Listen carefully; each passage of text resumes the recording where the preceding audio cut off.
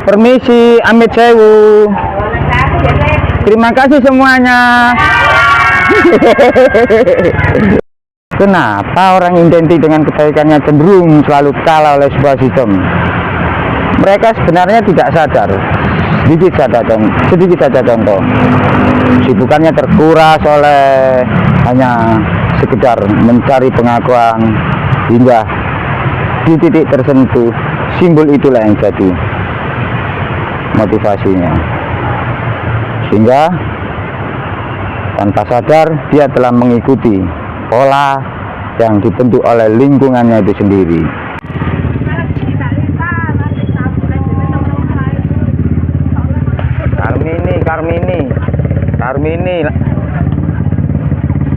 Karmini antri kawasan zona Ampel, belakangnya Rumah Sakit Al Irsyad. Antri. Sofi, oke. Aku Sofi ini Sofi. Wis mari kabeh kan? Kurang-kurang bungkus.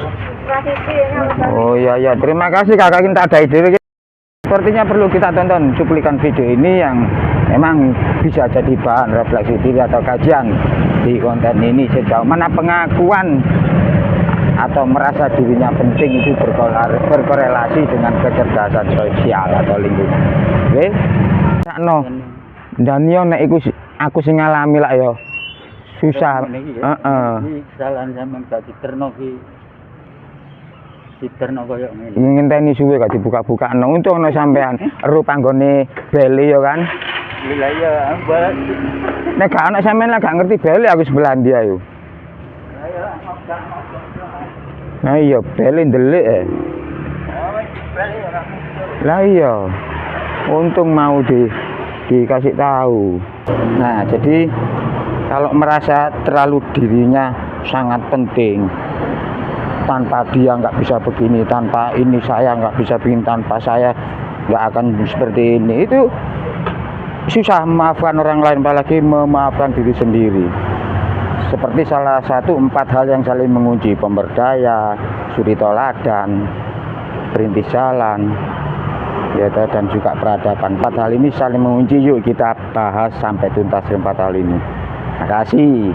Jangan lupa like, subscribe di channel Batas Purban, spiritual, mental, dan psikologi sosial kognitif 2026. Lanjut. Alih-alih ternyata memang kemelekatan harga diri itu yang ada di salah satu 4 hal tadi. Entah itu ada di pemberdaya, suri teladan, peradaban maju, atau yang satunya itu lagi, sehingga jadilah sebuah kemelekatan yang terpengaruh pada psikologis mental itu sendiri, sulit memaafkan baik orang lain maupun diri sendiri. Apalagi identitas lebih penting daripada fakta. Kritik dianggap ancaman. Disitulah fanatisme mulai tumbuh, bukan karena orang itu jahat, tetapi karena mekanisme psikologisnya itu yang melindungi ego. Perubahan itu tidak dimulai di saat kita menemukan jawaban baru. Perubahan itu dimulai di saat kita berani mempertanyakan keyakinan yang selama ini tidak pernah diuji gitu. Nah, dari situlah kita menemukan dari beberapa tahun yang lalu ada 4 tahapan pola yang saling mengunci atas pengujian tersebut. Sebelum saya jelaskan ke pemberdaya, suri teladan, dan peradaban maju, kita awali dulu ke perintis jalan. Dan saya ucapkan selamat untuk semua mitra Gojek, termasuk saya sendiri, telah menerima notifikasi apresiasi sebagai perintis jalan. Kita mulai di perintis jalan dulu ya.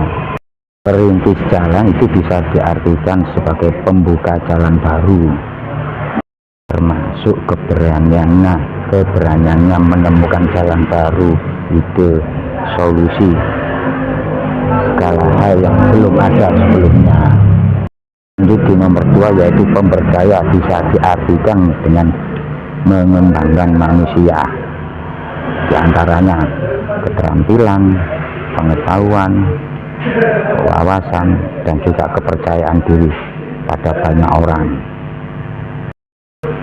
Yang di nomor 3 yaitu suri toladan, menjadi contoh berintegritas, terutama konsistensinya berdampak positif dengan nyata.